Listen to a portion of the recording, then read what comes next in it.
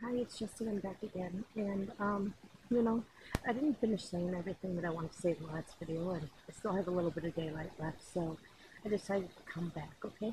So I was talking to you out of Hosea 2, where you feel like your path has been blocked off by thorn bushes. Like, you feel like you're just stuck, like you can't get out of where you are.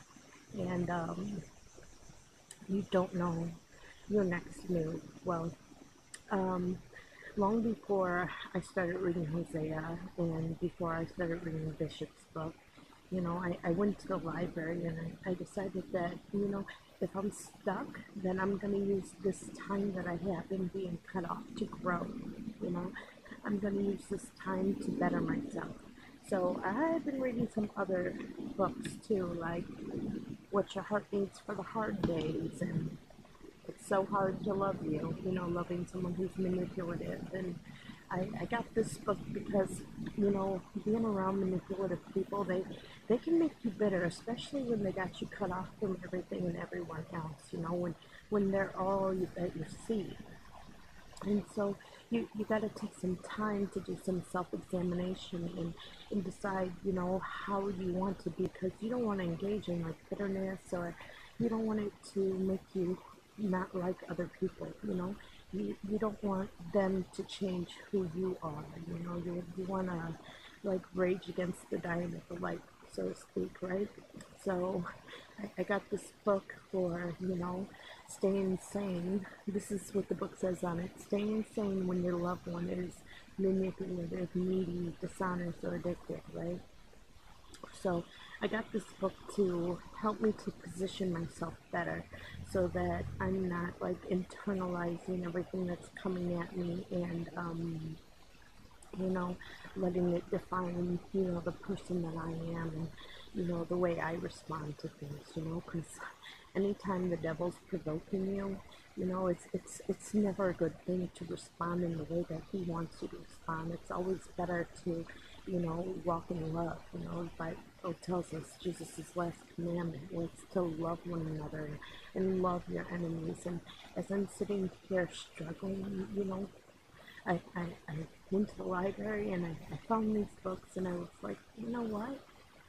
Maybe if I take a minute and try to learn to love my enemies, the situation will be easier for me to deal with, Maybe I don't need to so much cut the thorns away as I need to learn how to see them from a different perspective, to have more patience, to not to sacrifice myself to allow them to be thorns, but to learn how to call them out in a way that's both assertive and positive, and taking care of myself and being respectful and loving to others, no matter how they are treating me, you know. And then the last book that I got is Surviving Life's Storms, this is a book on finding hope and healing when life goes wrong. It's a book on survival, and I can tell you the first half of it was really hard to read because it tells you a lot of the trauma that people go through, and it's hard to see your way out of trauma when you're being bombarded with all these images of grief, But I can say that it's giving me an appreciation that, it may feel like this is a permanent thing going on, but if I gotta say if this is fate or fate, these people have gone through trauma and they've overcome it. And that gives me hope that no matter what I'm going through, I can overcome it too, So going back to this self-analysis for assessing where I am, the first step in going somewhere is knowing where you're starting off, and revelation, discovering opportunities to reposition yourself, right? This is where I'm at kind of right now, just learning as much as I can so that, I can maybe change myself and maybe help other people who are struggling as well. And I know I'm not that good of a talker right now, and that's kind of because it's it's hard to speak when people are using every little word that you say and twisting it, and it's real hard to speak, Um, so it's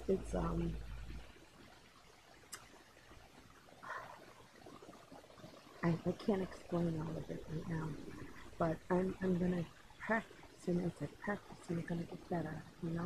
This is me stuck in my rut, but these are the steps that I'm taking. This is my catalyst of action. This is my inspiration for this and my formulation for this. I'm committed to this process. I might not know everything. I might not have all the skills to do everything that I want to do. I might not be healed enough to go where I want to go, but I'm committed to walking this process out. Um, I haven't been institutionalized yet. I haven't gotten this routine down yet. So I reckon that it'll be quite a long time before I come to this step. I'm more in the step 3 part. So I think I'm in a good place, and I keep on bouncing over, steps 1 and 2, revelation and inspiration, because I keep trying to develop my approach, and I think that's a really good thing, because even if there's not opportunities, even if there's people closing you in, you always have an outlet. You have a voice, and if no one's listening to you, you can make YouTube videos and talk to yourself, and just keep pumping things up, but you stay committed, and you got to realize that your destiny isn't connected to the people who are around you so much. Your destiny is more from God, and as long as you're honoring Him with the fruit of your lips, He's going to get you to where you need to be. He's going to put you um, in the audience of the people who need to hear you and need to know what you know. Bishop said something in his book. He said, you can't transform what you're being influenced by unless you face it squarely. And you must see what is true about your situation and your giftedness if you are to reposition yourself successfully. So this is kind of where I'm at right now. I can't mount up on my war forces and cut everybody down. But I'm trying to see the truth in things. I'm trying to learn as much as I can about things, and trying to make sure that I'm not self-sacrificing myself and understanding other people, because that's being codependent, and that's not a good way to be. We always have to try to love ourselves first, and then let that love flow outwards to others. And in that way, we develop, healthy relationships and healthy boundaries, and we are able to progress in community and do things that change the world. It all starts out something like this, I imagine. So this is where I'm at right now.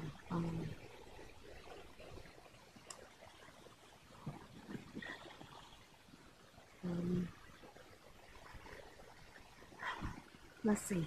So, from those thorn bushes, right? The thorn bushes that close us off, right? That make us feel completely cut off. They try to hinder your growth and development. But no one can hinder you unless you allow it. They can't take away everything from you. Even if they lock you in a cell, they still can't stop you from growing, because you can find a relationship with God. When you find that relationship with God, when you're reconciled to Him, then He'll bring you what you need. He'll bring you the support that you need. He'll bring you the knowledge that you need.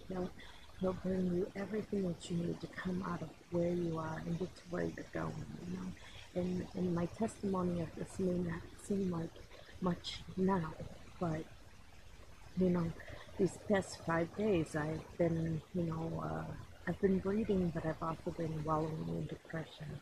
I've been reading, but I've also been binge watching TV, and I don't even watch television usually, except for my superhero shows, like Flash and Arrow, but That's about all. And I've been watching Netflix like crazy. So coming out of it and saying, that's not the cycle that I want to be in. That's the cycle that I need to break. Because no matter how hard life is, if I let it beat me down to where I'm staying in this cycle of, binge watching TV and not growing, just staying stuck, then it is my fate. But if I decide this is not the place where I die, then it's just part of the process. It's just a state that I have to travel through to get to where I'm going and the final destination. And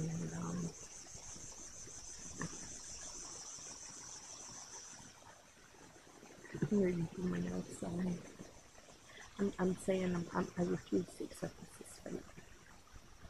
So I take hope in knowing that as I try to reconcile myself back to God, and I'm pretty sure I'm on good terms with Him already, but that just in case, just because I've been reading Hosea and I want to make extra good sure that I'm on good terms with Him. As long as I keep on seeking Him, He's gonna answer eventually. He says, if you get shamed, He'll repay you double for your trouble. And He says, if he's caught, he's got to pay that, sevenfold, 100-fold. There's all these scriptures that bring us hope that restoration is possible. You know, restoration will never be possible if you give up. But as long as you keep on trucking, as long as you keep on pressing forward, if you look at something and you say, hey, you know what, that book might help me. I know it's a book on loving your enemies, and right now I really need healing. But you know what, I wouldn't need so much healing if I was able to engage with toxic people in a healthier manner than just taking everything, than just, putting up with it to keep the peace, I don't want to be like that. I want to change myself. And so in order to change myself, I gotta get literature. I gotta read. I gotta learn. I gotta grow. And yeah, it's God who's gonna save me. It's God who's in charge of my destiny. But God needs my hands to work. He needs my feet to walk. And if I can't move, then God can't help me. So that's my point in saying all this. It's you can't accept it as your fate. You gotta consider it state. And you got to keep moving and trust that God is with you. God will never leave you, never forsake you. No matter what obstacle is standing in your way, your God is greater. Keep God on the throne. Keep God exalted over your enemies. And He'll move them for you. He'll open the door for you to walk through and overcome this time of adversity, this traumatic experience. He'll make your, He'll give you joy for mourning. He makes all these promises to us. And if He is God, then He will do it. If His word said it, He will do it. If He said it, I believe it. And I'm going to wait for it to happen. I'm not just going to sit stuck while I'm waiting. I'm going to keep on trucking.